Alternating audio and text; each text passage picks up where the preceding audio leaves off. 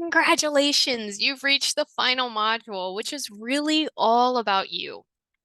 This portion of the course really tugs at my heart. This module is almost like a letter to myself from before my son was diagnosed, when I was at my most emotionally raw and confused. I knew something was wrong, but I didn't know what. And then after I realized what was happening with my son, I really didn't know what my next step should have been. So let's walk through this module together as I share those things I wish I would have known when I started this journey.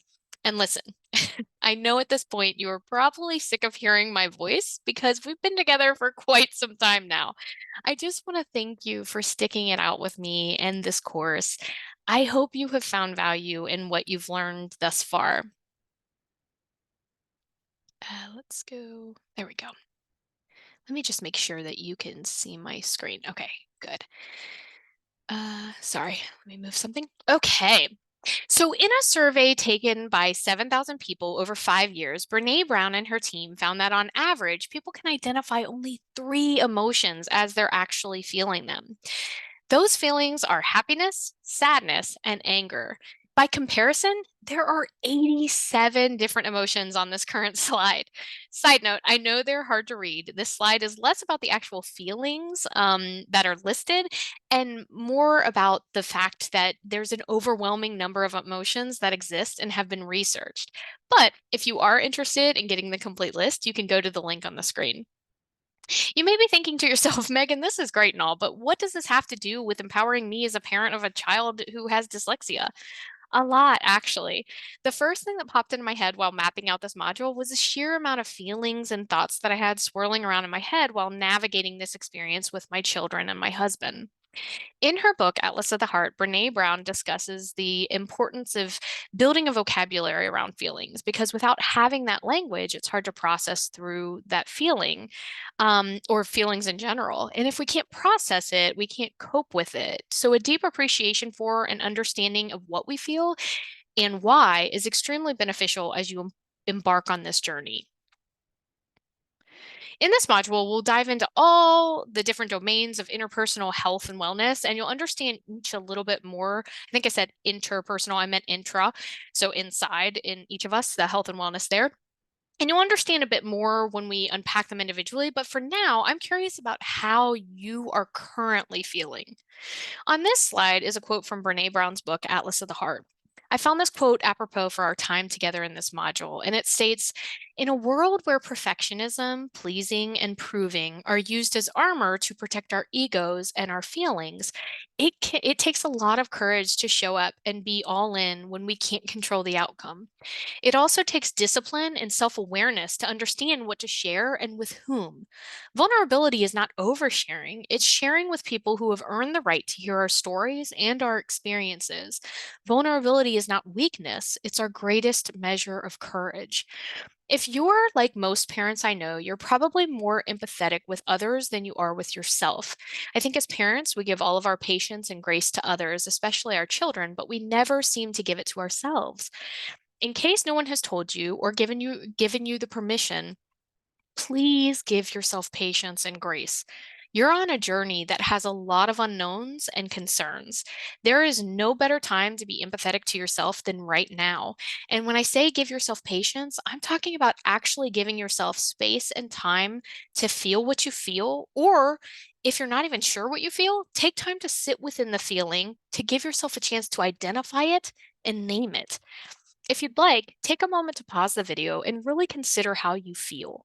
It may be important to mention anything you feel is okay. You may feel discouraged, angry, humiliated, or shameful.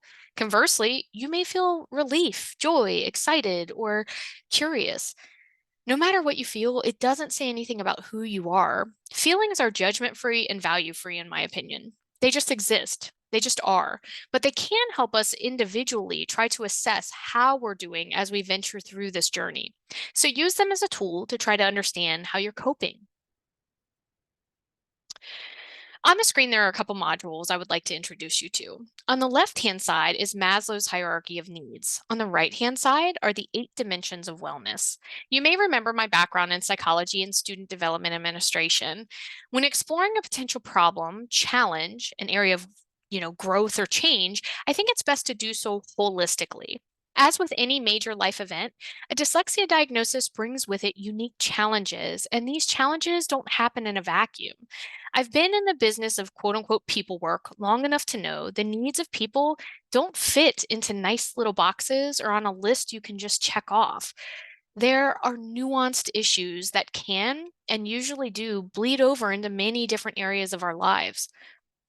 For parents of neurodivergent children, like children with dyslexia, it is critical that you focus on your own well being so you can be at your strongest in order to best help your child or children. I'm sure you've heard the sayings, you can't pour from an empty cup or put your oxygen mask on before assisting someone else. These aren't just cute sayings for an Instagram post or a greeting card. It's valuable information. You have to address and take care of your own needs before you can be much help to others struggling with theirs. So, what does it look like to take care of your own needs? Let's explore it together. Maslow's hierarchy of needs is a theory of psychology explaining human motivation based on the pursuit of different levels of needs. The theory states that humans are motivated to fulfill their needs in a hierarchical order. This order begins with the most basic need before moving on to more advanced needs. You can also consider this order starting with basic survival and then trying to get to a point where we aren't just surviving, but we're thriving. Starting at the base of the pyramid, we see physiological needs. These consist of all those things that are basics to live: air, water, food, etc. As we go up the pyramid, the next step we come to is safety needs. This step includes needs that make us feel secure both personally and financially, as well as with our resources, health, etc. The key here is to gain a predictable environment. As we all know, there are lots of families, maybe even our own, where we could be derailed by a loved one losing their job or getting sick. Maybe some of us don't feel safe in our neighborhoods. It is the constant worry that can weigh on us and prevent us from advancing in this hierarchy to address other needs. From there, we step up to love and belonging. Here, our needs consist of relationship type needs. So think of this as friendship, intimate relationships, family, and all senses of connection to something. As humans, we need to both be able to give and receive love and feel like we're part of something, that we belong. It matters less about what type of group you belong than what you're getting out of the group. So, whether it's a church or a cooking group or just a group of neighbors we feel we belong to, it's an important human need. The caveat to this is when individuals who don't feel as though they belong in a group go looking for belonging in unfavorable groups, friends that are bad influences, gangs, things of that nature. And listen, you may think me bringing up gangs is an extreme example, but I believe it underscores how fundamental our needs as humans are to connect and to belong. Next up is esteem. Our needs here are focused on our need for respect. This can come intrinsically, so by reaching our goals or gaining independence or freedom, or they can come extrinsically by being recognized or achieved or achieving fame or prestige. Achievement has a home here. And finally, we get to self actualization. This need relates to our ability to realize our full potential. This comes from living authentically and getting truthful about what we want, why, and how, and then going after that. To borrow a phrase from Glennon Doyle, at this level, we're striving to be the truest, most beautiful versions of ourselves and realizing our true potential and purpose, living our dreams, seeking happiness and joy, etc. You can think of this as the pinnacle of self growth, but it's critical to see how many needs much must be met before this is possible. This theory is important not only for us to know as parents for ourselves, but also as we approach our children. We have we all have specific, albeit large, predictable needs, and it's important that we create environments and opportunities to nurture those. As I was thinking about the importance of this hierarchy, I was thinking what can get in the way of advancing here. We know there are lots of things out of our control, and in a moment, we're going to talk about the various domains of wellness in our lives, both from how they get disrupted to how we can promote those areas of wellness. But before we get to that, I need to talk about something very important. I'm sure you've heard this quote before: comparison is the thief of joy. But if you haven't heard it, I'm sure you've lived it. If you happen to be on any social media platform, I'm sure you've had the experience while scrolling on through, scrolling, you may come to a post by a friend or maybe someone you don't know showing how great their life is. You know the kind I'm talking about. Their home is spotless, their kids are perfect, their marriage is perfect, their life is perfect. Or so it would seem. When we see that, our reaction or first impression might be, wow, good for them. I'm so happy for them. And if you're one of those people whose initial thought is positive like that, I am so happy for you. If, however, that is not your experience, welcome to, dare I say, 90% of the rest of us. Why? Because life is hard. And when we compare our life to someone's life that doesn't seem as hard, even if it's that just that snapshot, right? It sucks the joy right out of our life. Listen, it's not like we want people to suffer. We just want authenticity. We want to see the good and the bad because that's what life is. It's good and bad. The best way forward, however, is to not compare our lives at all. But maybe you're thinking to yourself, that's just not possible. I mean, we live in a society. A society is made up of a lot of people. It's hard not to compare my life to others when there's others all around me. And I totally get that. Let me share a resource with you so you can, at the very least, start to identify what you may be feeling and why when you do see others who might not be dealing with a dyslexia diagnosis or children who struggle academically. Give me 1 second. Okay, here we go. In 1969, a Swiss psychiatrist named Elizabeth Kubler-Ross described 5 common stages of grief. They include denial, anger, bargaining, depression, and acceptance. Before I explain each stage or phase, I would like to address a specific thought I sometimes hear when discussing grief in instances where a physical death didn't occur. Often, I think people feel or believe they have no right to feel a sense of grief or loss for something if someone didn't actually die. But there are many instances in life where we grieve, not just when someone passes, but when there's a loss of, employment or a loss of stability, a loss of what we thought our life was going to look like. When life throws us a curveball, it seems like many of us focus on getting through it without ever really acknowledging the pain or emotional process we go through. Grief and loss isn't a competition, and there is nothing good that can come out of comparing our loss to someone else's loss because often that just encourages us to diminish our own feelings because, it's we say to ourselves, it's not as bad as others. But the fact of the matter is that comparison does no one any good. So for the sake of our conversation today, let's assume you consider a diagnosis is a type of loss. Number one, you wouldn't be alone because I do as well. And that's not to say it doesn't come with benefits as well. It's just not what we're going to focus on right now. And then number two, we will use that as our starting point for our conversation for this slide. Finally, if this grief cycle doesn't apply to you now, that's okay. Maybe it will help you in the future with a different type of loss. Starting with the left-hand side of the screen, we have denial. It's said that this stage is what can initially help you survive the loss. In this stage, individuals may feel like life makes no sense or has no meaning, and everything may seem too overwhelming to deal with. So you start to deny the news and even go numb.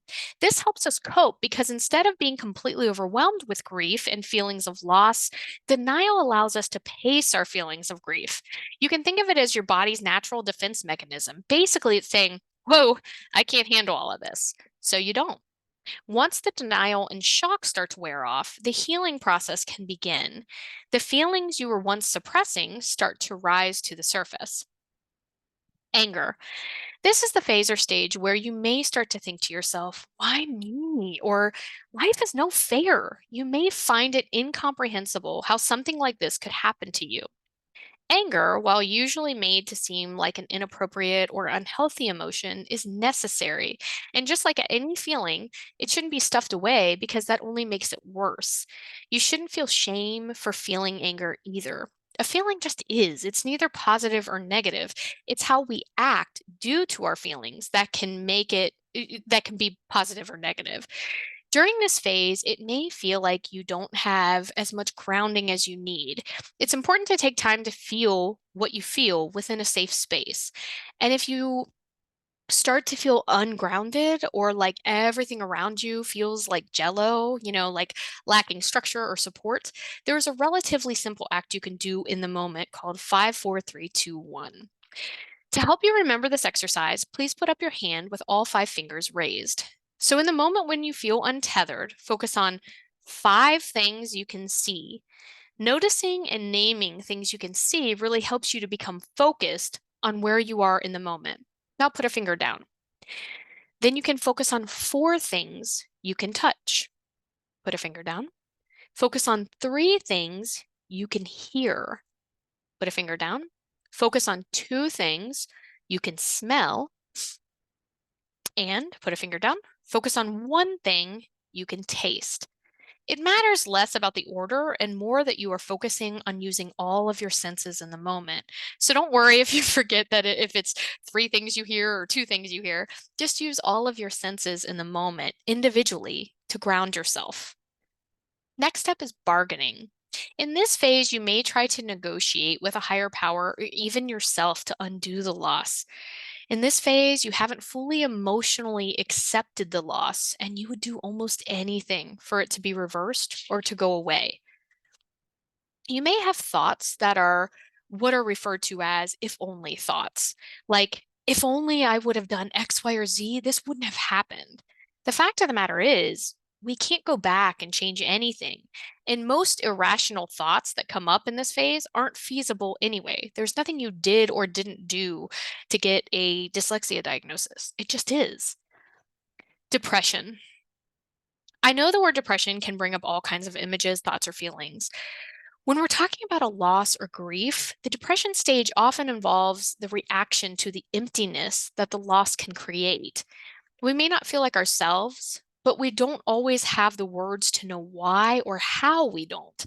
Sometimes we don't even notice when we don't get enjoyment out of the things that we really used to love. It can feel like we're numb or living in a fog.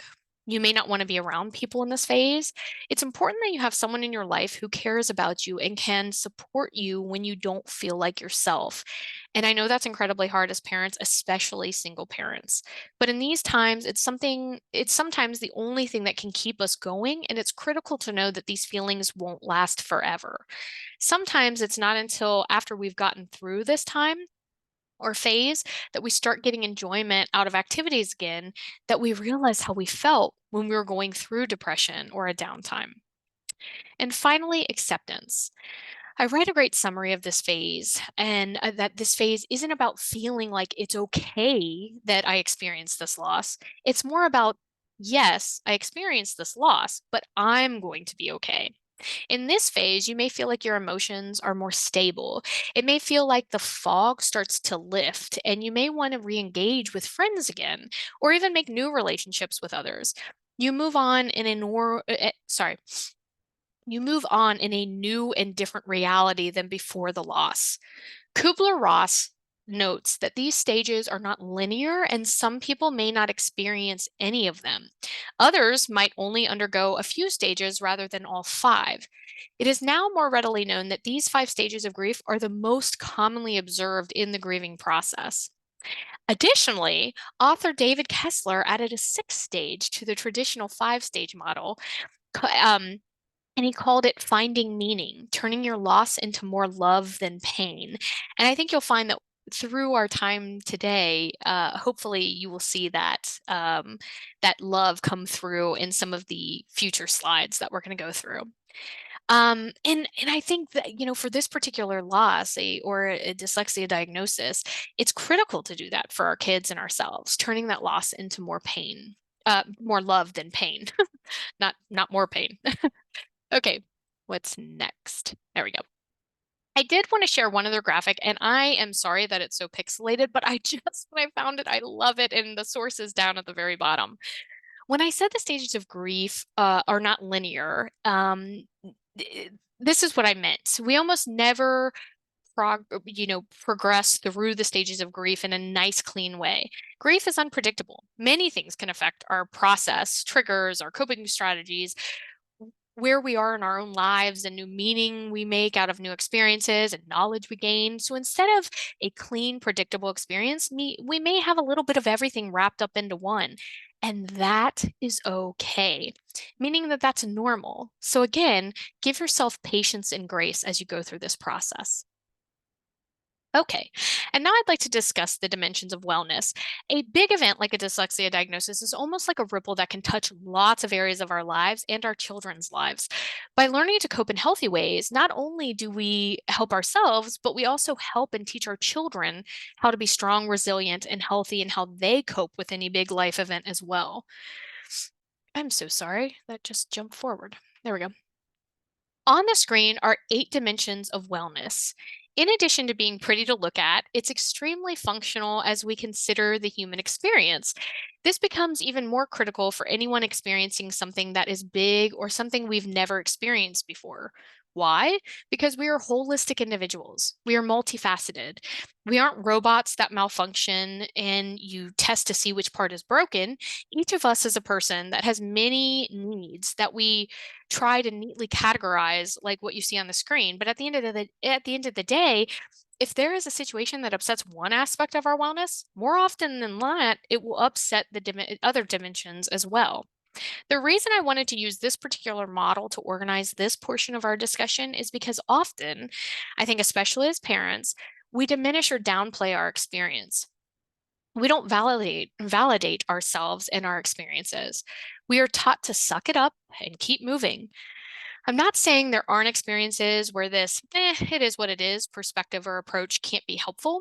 All I'm saying is that we need to attend to our needs, make sure we process what our experience is, and then if the best way forward is, it is what it is, at least we know we've given voice, space, and time to what we're experiencing.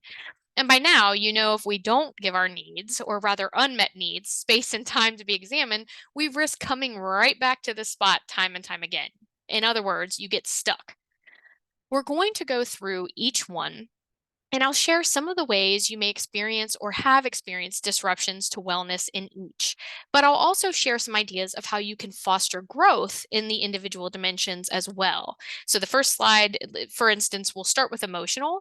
And the first slide that we come to will be disruptions to that wellness, emotional wellness. And the second slide will be how to foster emotional wellness. It's important to pause here to share that I know not all of what I'm about to say will apply to everyone. This is sort of our a la carte section, so please take what feels helpful and leave the rest. The other thing I want to make sure to mention here is the fact that although it didn't seem intuitive to me years ago, research supports the fact that once we start on a path to getting at least one of these areas in order, it's a little easier to get other areas in our life in order as well. And just like any muscle or any habit, the more we attend to wellness, the easier the process becomes and the more likely we are to stick to it. So, without further ado, let's dive in. And like I said, we'll start at 12 o'clock and we'll move in a clockwise fashion. All right. So, first up is emotional wellness. There is honestly no better way to start, especially when we're talking about a dyslexia diagnosis. Um, a diagnosis like a dyslexia diagnosis or anything that seems to be even one step away from what society deems is quote unquote normal can be scary and can make you feel alone. When my son was diagnosed with ADHD, which came before his dyslexia diagnosis, I went through all the stages of grief, that we just talked about: denial, anger, bargaining, depression, and acceptance. A diagnosis can make you feel various ways. And really, when we talk about the stages of grief, I'm not being hyperbolic. I really did go through a period of grieving because even though I didn't, oops, let me make sure I didn't pause. Okay, there we go. Sorry, I just moved my mic. Um, because even though I didn't have a clear picture in my head of what school was going to be like for my kids and how their childhood would be, I certainly hadn't thought of dyslexia or ADHD, as a factor in their childhood. A dyslexia diagnosis can be triggering, and what I mean by this is that it may bring up a lot of unresolved feelings or even feelings that you thought were well in the past, but they all of a sudden feel quite raw. It can also bring up totally new feelings. So let's talk about that. Maybe you or a spouse had difficulty in your own educational journey, or maybe you didn't. Either way, a dyslexia diagnosis or child who is having difficulty in school can stir up memories or feelings about your own experience. For example, I loved school as a kid. I found it was the place where I felt most hopeful as a child, as if anything were possible there. I was really looking forward to sharing those experiences with my children. And then once concerns started to pop up for my son, who is, as I've mentioned before, my firstborn, I quickly had to realize my experience wasn't everyone's experience, and that my children wouldn't really experience school the same way I had.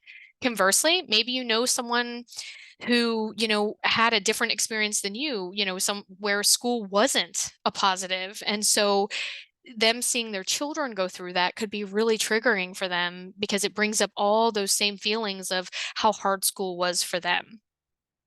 Um, and then also conversely, it could be that, a parent might have great relief when they get a formal diagnosis. Why? Because they finally have a name for what has been causing all the problems and challenges. So they can now turn the corner and do something about it. It's like you can't fight when you don't know what you're fighting. So once you have a diagnosis, it can help you, focus on what you need to focus on. Moving two steps forward and one step back. Just like grief, growth or learning is hardly ever linear, and this applies to parents as much as it does our children. You will have moments of sheer joy and hope, excuse me, and you'll feel like maybe everything is going to be okay after all, and then something unexpected happens, like a parent teacher conference, a report card, or test scores come home, and you're left wondering if you're not doing enough, or you're doing too much, or questioning yourself and wondering if you even know what you should be doing at all. It's not uncommon to vacillate between hopefulness and despair, and I know those may seem like extreme dichotomies or like opposite sides of the spectrum, and they are, but it's also just the truth. Then on top of your experience, you are also shepherding your child through their own experience and all that and all the emotions and thoughts that come with that.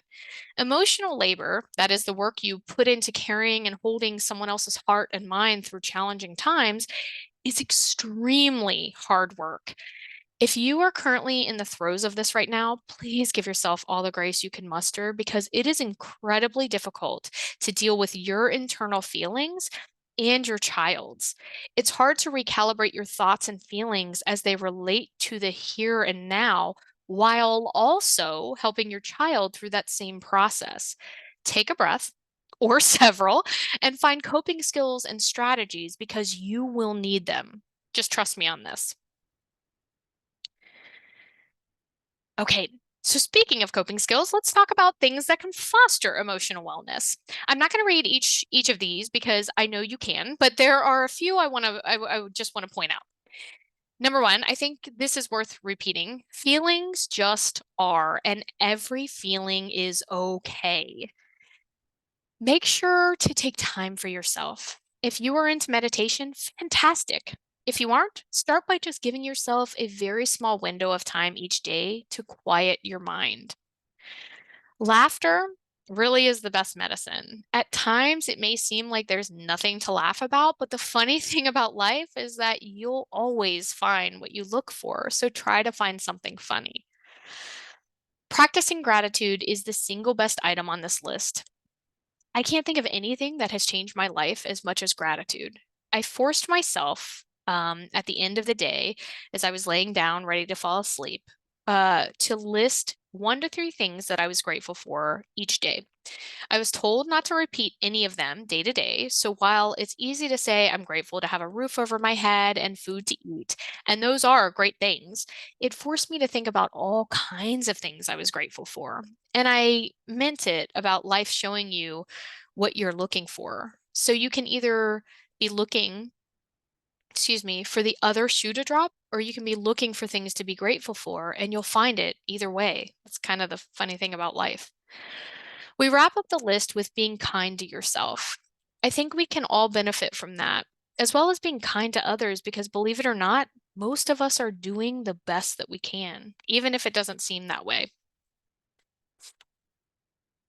Next up, Let's take a look at occupational wellness. Here are a couple items that could disrupt your occupational wellness, and I'm sure you could come up with some of your own.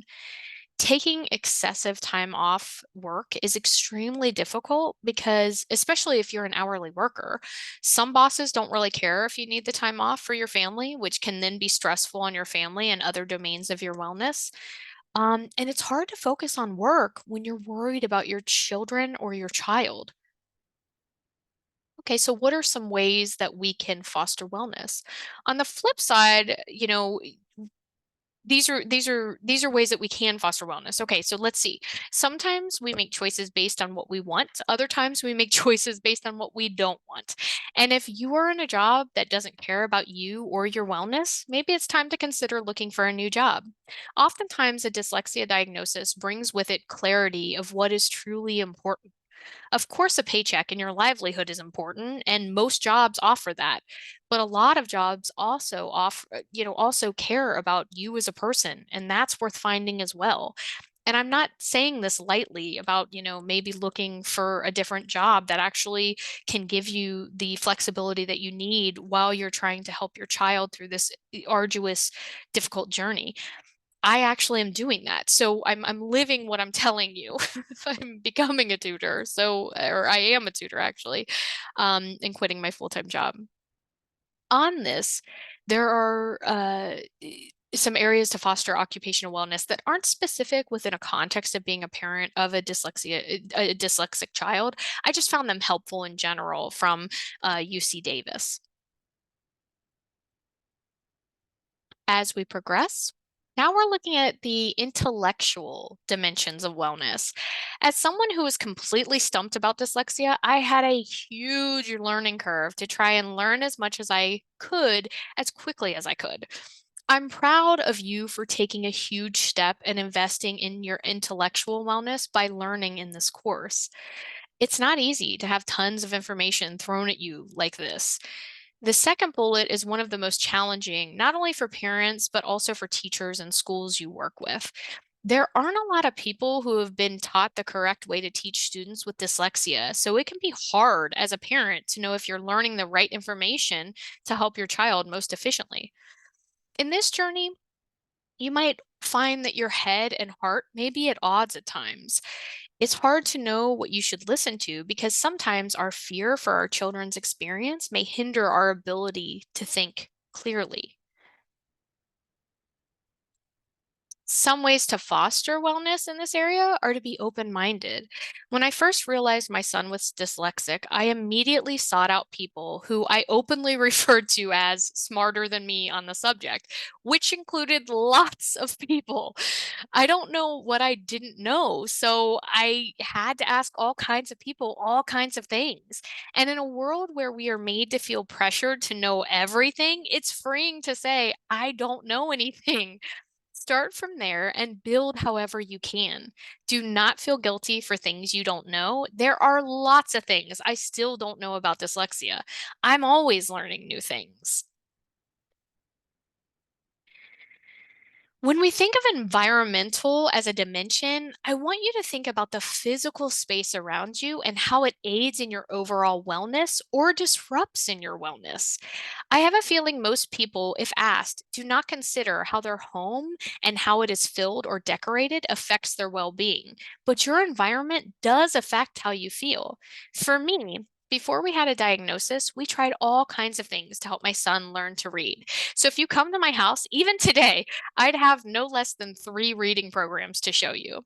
For years, we've had CVC words. Those are the consonant, vowel, consonant, like bat, hat, mat, I don't know, you know what I'm talking about. And then we also had high frequency words all over our walls and letters all over our fridge. And to be honest, I never thought I'd see the day where our house didn't look like an elementary classroom. For me, although it was exciting and let's be honest, a privilege to be able to afford these resources to help our children, everywhere I looked though felt like work instead of calm and peaceful. When I was trying to relax in our living room, I'd look over and there would be words or curriculum staring me in the face. You may not want to give yourself permission to believe this, but as parents, our peace as is just as valuable as our ability to support our child. Possibly even more so. I'm sure you've heard the expression happy parents create happy kids, and that is so very true.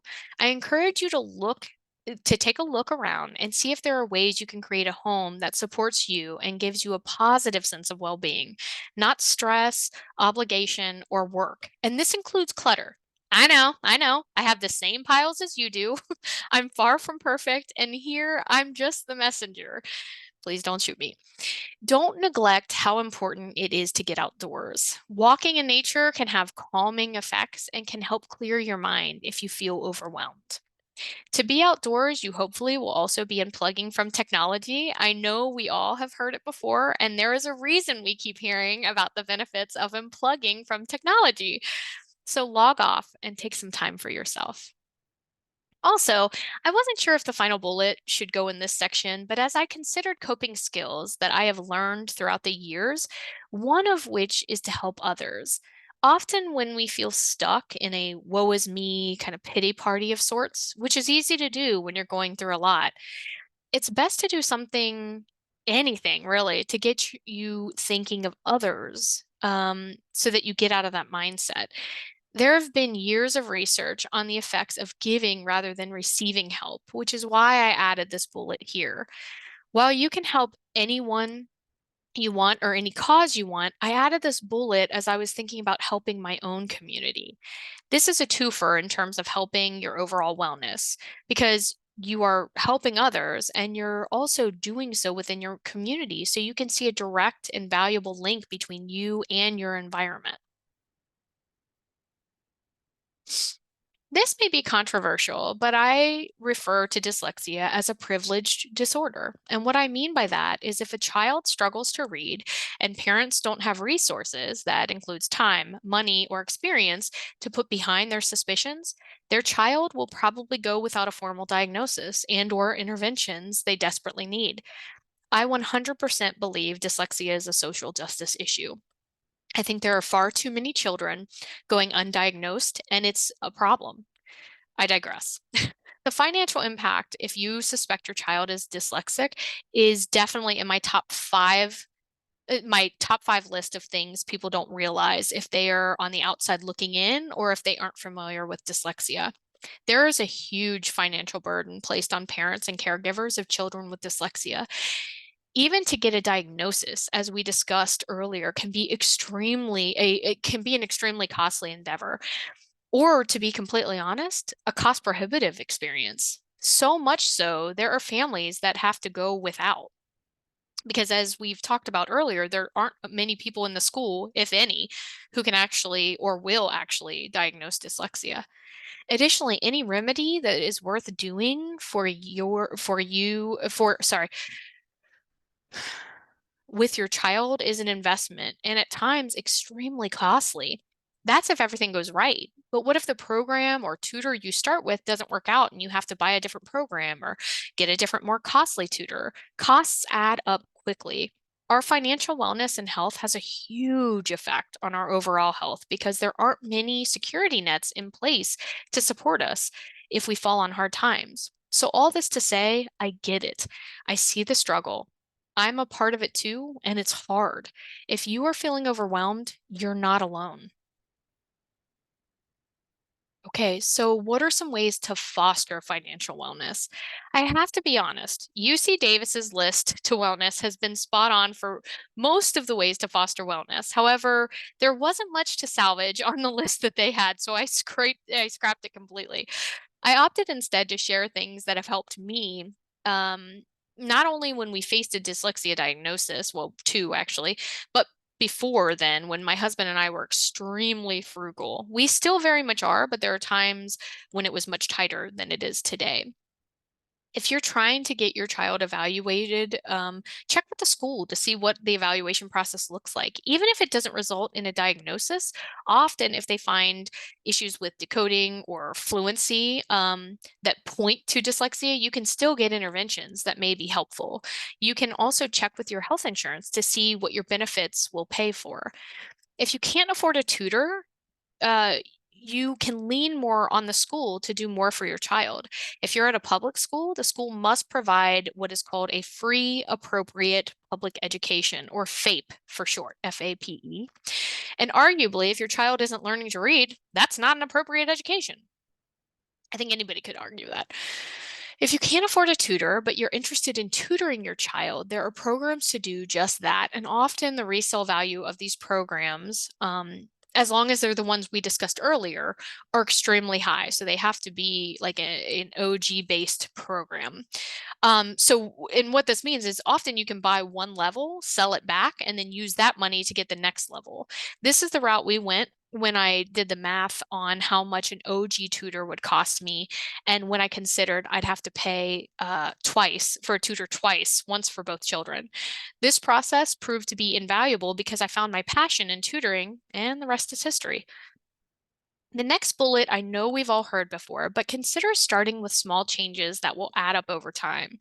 Whether it's making your own coffee rather than buying it, eating more meals at home, or just trimming your expenses as much as possible to live as frugally as possible, can really help your sense of financial well being.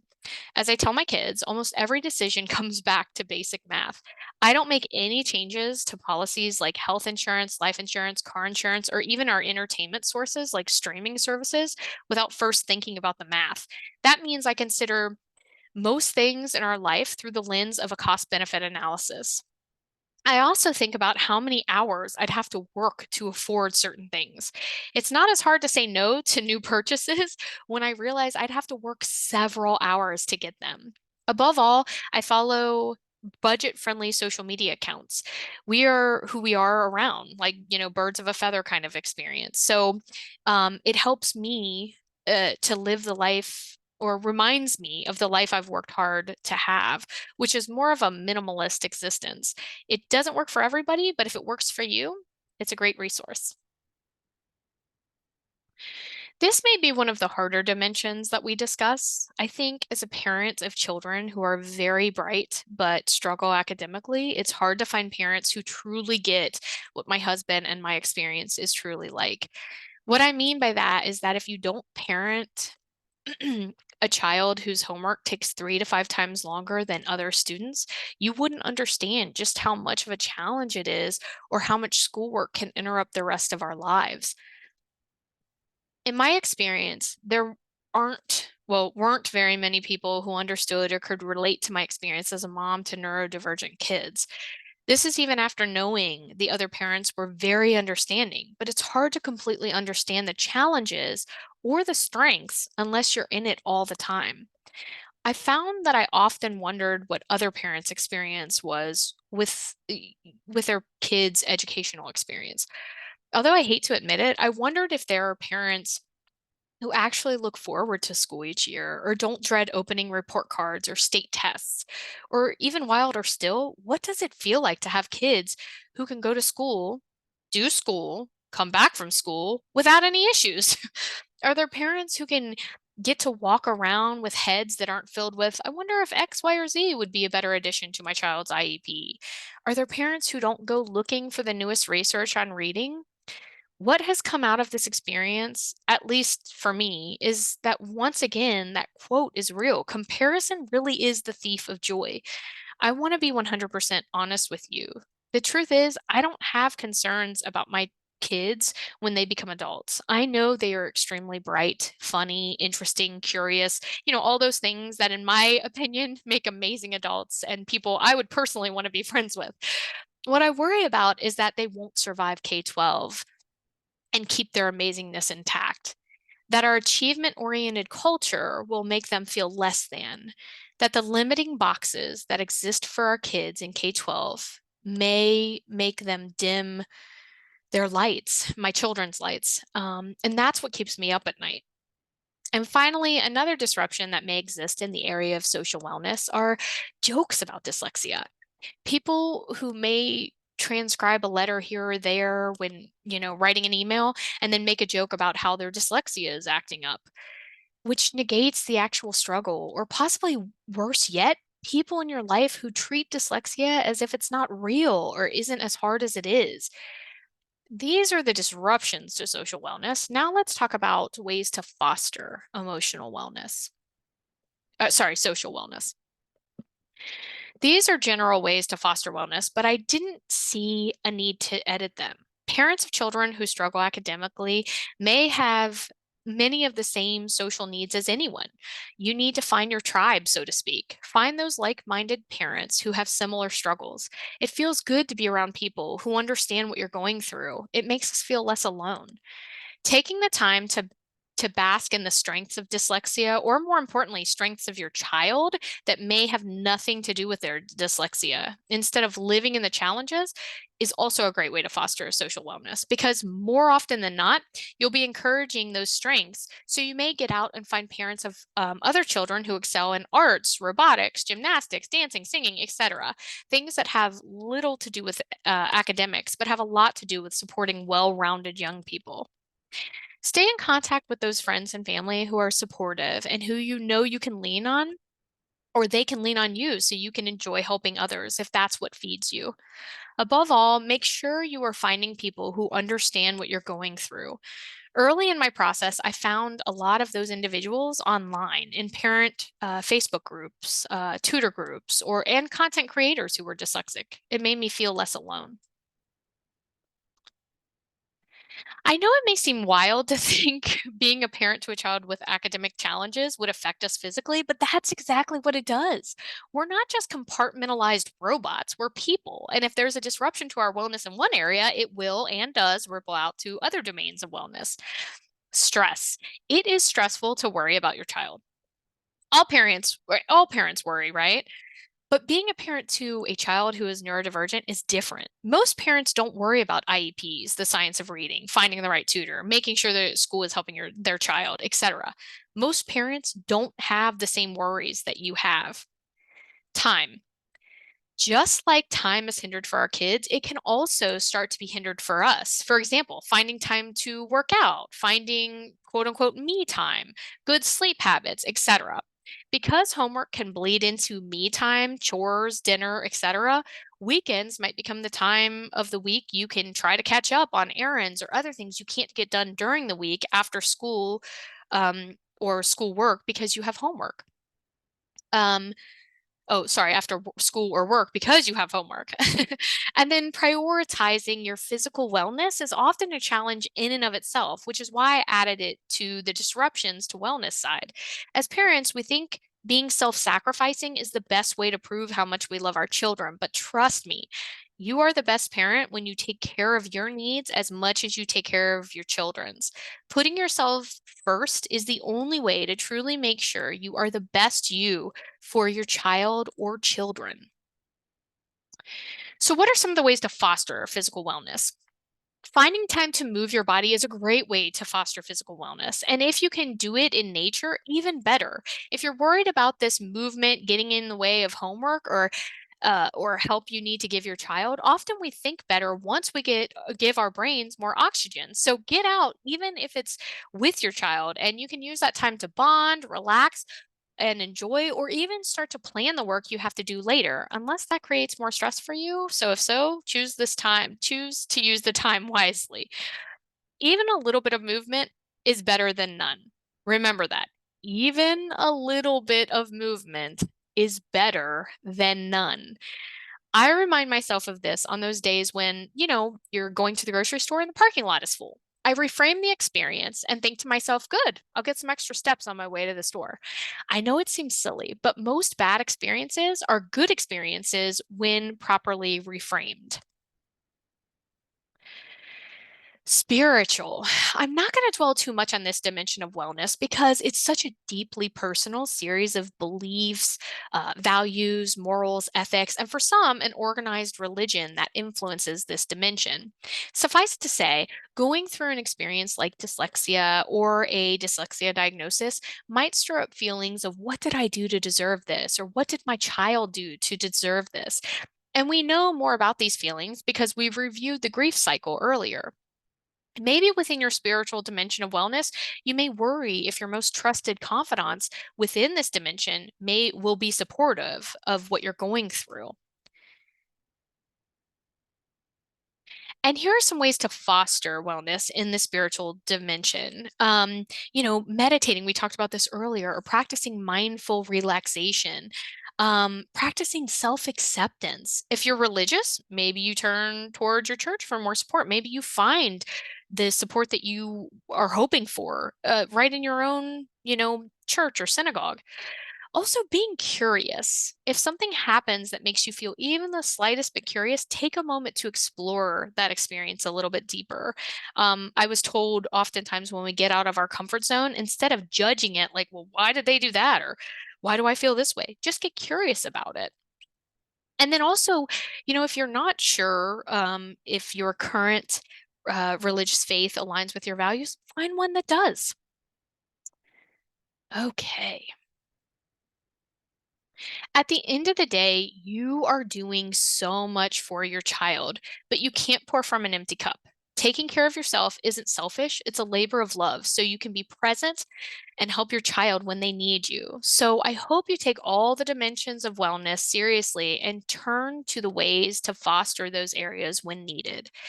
As we continue on in our journey of parent empowerment, I think it's only natural to explore the area of parents being advocates. Have you heard? You may have heard this quote: "The truth will set you free, but first it will make you angry." I altered the ending of the quote slightly so I didn't curse, but I think you get the gist. This quote applies to my experience when I learned more about the state of reading in our country. Reading, in my opinion, should be a right of all children, not a privilege. I was angry for a very long time, and I still am. It's the fire in my belly that makes me a passionate advocate for not only my children, but other children who are suffering. As someone who thought so highly of education and would have supported virtually any educational organization or facility, I found the huge mistakes of how we're teaching our kids to read freeing. I was unshackled from my earlier support and instead was able to see education for what it was, not only through rose colored glasses. I saw the good, bad, and ugly, and that's the only way to start fixing something is to see it for what it truly is, not what I hoped or wished it was. Nothing is perfect, and as parents of children who struggle, we can be the absolute best advocates that force change for the better in our schools. You don't have to have lofty dreams of changing the world or the entire state of education. You just have to support your child. No act, no matter how big or small, is wasted if it's coming from your heart. So let's talk about advocacy. And let me start by reading this quote by Dr. Sally Shaywitz. As a reminder, she is the author of Overcoming Dyslexia. I highly, highly, highly recommend you read that book if you have the chance. Excuse me, I need a drink of water before I read this. A child with dyslexia is in need of a champion, someone who will be his support and his unflinching advocate, his cheerleader when things are not going well, his advocate who, by actions and comments, will express optimism for his future. Perhaps most important, the struggling reader needs someone who will not only believe in him, but will translate that belief into positive action and relentlessly working to ensure that he receives the reading help and other support he needs. This amazing resource was created by a group of parents that I am so proud to say is local to me in Central Ohio. Way back in Module 2, I told you about a group of parents who came together in a local school district and not only made a documentary about their experience in order to help parents and children, they also changed the laws in the state of Ohio to make sure students get screened for dyslexia. And as if that weren't enough, they also made this roadmap for parents who want to come together and create a parent group like theirs to help students in other school districts. This roadmap includes helpful information about dyslexia, but also suggestions on how you can start your own parent group. It's a great resource if you want to, form a grassroots group in your own area. Here are a couple more resources for you in case you want to read a little bit more. I know I've shared a lot of books, my apologies. So if you aren't a reader, that's okay too. Um, that's why I created this course. I own both of these, but in full disclosure, I've only had a chance to skim Dyslexia Advocate. In the past year, I've been kept busy with my class and practicum, but I thought both of these books, I bought both of these books because I kept hearing about them over and over again as great resources. I can confirm the Dyslexia Advocate has some great information in it, and Kelly Sandman Hurley has written other books as well. For example, I also own The Adult Side of Dyslexia, which is a great book. I also have heard great things about the website Rights Law, as I mentioned earlier in the course, and this book is from the same people who run that site. As I've already shared, I really haven't been able to dig into Rights Law because I didn't find it user friendly for a frantic mom trying to find everything as easily as she could. But their name comes up time and time again as one of the most valuable resources. As you know from this course, especially for advocates, I will say that because it talks about um, special education law in our country. As you know from this course, I usually only share resources I have both used and found helpful, but I can't pass up Wright's Law because if you talk to anyone in the area of dyslexia, they not only know it, but they love it. So I felt it was important to pass on to you. Oops, there we go. And if there are times where you want to give up or wonder if this is an issue worth fighting for, no shame or guilt. You more than likely will have days like those. First, rest. Then, if you need some motivation, a friendly reminder about this podcast series I mentioned earlier in the course. If this doesn't ignite, excuse me, I'm tripping over my words. If this doesn't ignite a fire inside anyone who listens to it, I don't know what will. And last, but certainly not least, the road you're on is hard, and the cliche is correct. The days are long and the years are short. I wanted to leave you with a few motivational quotes as you continue on your journey without me in your ear. All advocacy is, at its core, an exercise in empathy. No voice is too soft when that voice speaks for others. Oh, I love that. And finally, the best way to find yourself is to lose yourself in the service of others. Thank you so much for investing in this course and allowing me to share some of the things I wish I had known when my children first struggled. But more than that, thank you for being my fellow warrior to help prevent kids from going through what our kids have been through and to break the stigma about dyslexia once and for all. Good luck on your journey and take care.